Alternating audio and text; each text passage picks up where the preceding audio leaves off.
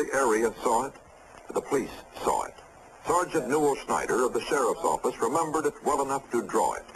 What do you think it was? Well, if they call it a flying saucer, that's what it is. The Air Force sent its consultant, Alan Hynek, in to review what had been going on. And Hynek, after about 1 or 2 days on the field, had to face a big press conference. He said, well, I don't know what was going on. It may have been marsh gas. A little bit of swamp light appears here. It goes out. Another one appears over here. That goes out then. But the illusion, as viewed from a distance, is that the object has moved back and forth. The public was absolutely furious, and the press kind of made fun of it. And Congressman Ford of Michigan thought would take action, and he called for public hearings by the Armed Services Committee. This matter should be brought from... In a recent exclusive telephone interview, President Ford confirmed his involvement in the investigation. I undoubtedly wrote Chairman Mendel Rivers of the Committee on Armed Services that such an investigation be taken. Congress heard testimony from a number of witnesses. Former Marine Corps Major Donald Kehoe asserted that there was far more to UFOs than swamp gas. In fact, the Air Force at one time had a top-secret estimate that these things were interplanetary spaceships. To date, we have over 10,000 cases at Wright-Patterson Air Force Base, of which 646 of these remain unidentified. The Air Force has been accused from time to time of hiding information about UFO. What do you have to say to that, Colonel Kathy? Well, these charges are absolutely untrue. The Air Force continued to maintain that it was hiding nothing.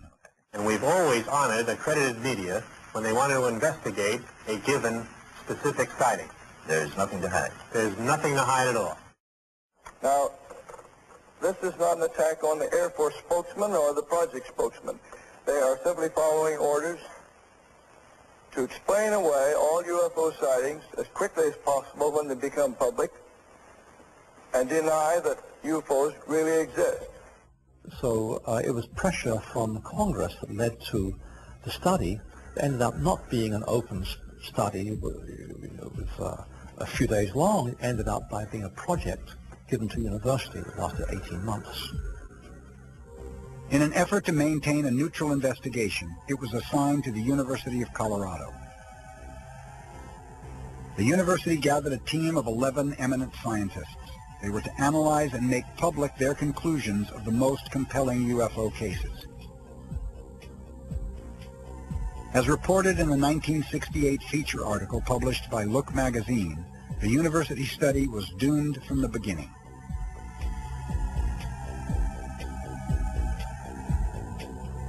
The project leader, Dr. Edward Condon, appeared to be biased from the start. In February of 1967, he stated, "My attitude right now is that there's nothing to it." He added, "But I'm not supposed to reach a conclusion for another year."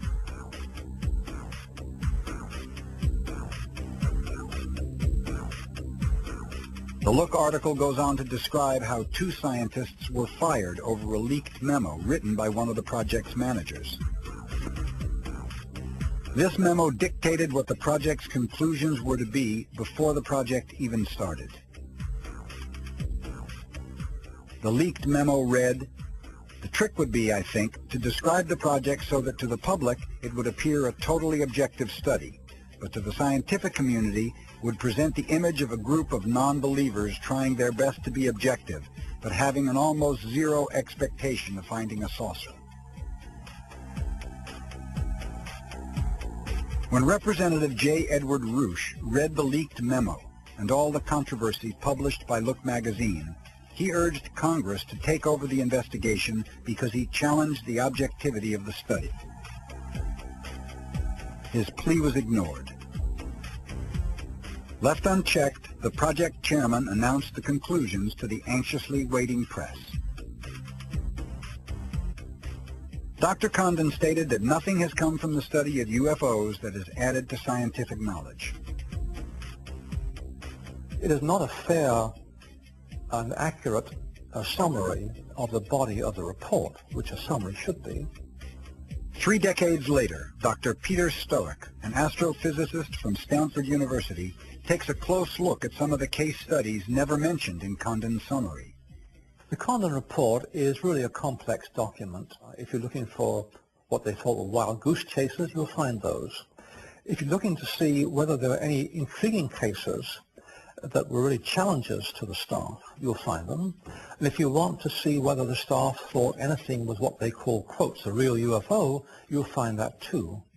There are 2 radio-visual cases analyzed by MacDonald and Thayer. In conclusion, although conventional or natural explanations certainly cannot be ruled out, the probability of such seems low in this case, and the probability that at least one genuine UFO was involved appears to be fairly high. Another case summary was that this must remain as one of the most puzzling radar cases on record, and no conclusion is possible at this time. And there are 2 photographic cases analyzed by William Hoffman, who he thought were possible UFOs. This is one of the few UFO reports in which all factors investigated, geometric, psychological, and physical, appear to be consistent with the assertion that an extraordinary flying object, silvery, metallic, disc-shaped, tens of meters in diameter, and evidently artificial, flew within sight of 2 witnesses. But they do not feature at all in Condon's summary. The part that most people read, the part that the press referred to, were the few pages of recommendations and about 1 chapter, a short chapter of summary that were written entirely by Condon.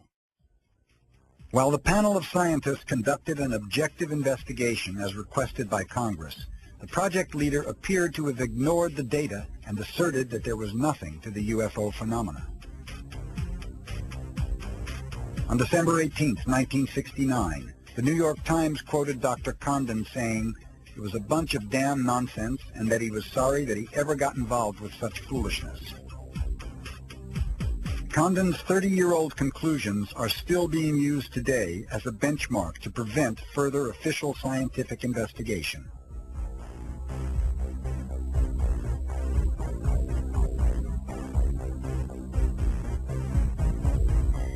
One of the problems with so-called UFO research by debunkers is they ask the wrong question. Their question is, what are UFOs? Really what they're saying is, are all UFOs alien spacecraft? And the answer, of course, is no. The proper question is, are any? It appears that many people in power are being kept out of the loop regarding the UFO phenomenon. At the same time, covert operations being conducted by the military-industrial complex seem to have escaped government supervision. In the councils of government, we must guard against the acquisition of unwarranted influence, whether sought or unsought, by the military-industrial complex. In his farewell address to the nation, President Eisenhower cautioned the public about the relationship between the U.S. military and the industrial sector which supplies the military with weaponry and equipment.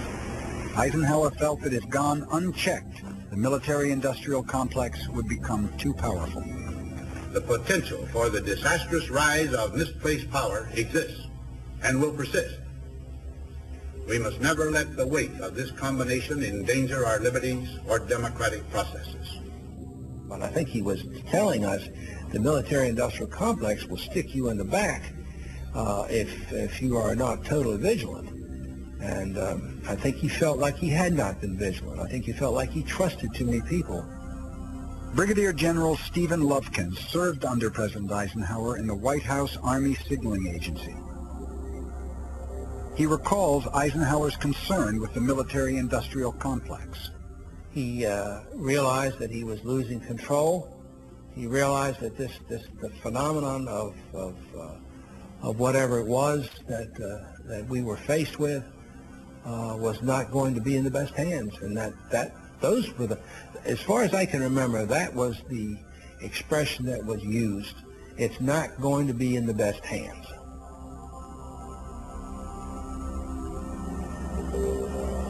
Almost as great as the mystery surrounding the origin of UFOs is the wall of denial encountered even by the most powerful citizens in the land.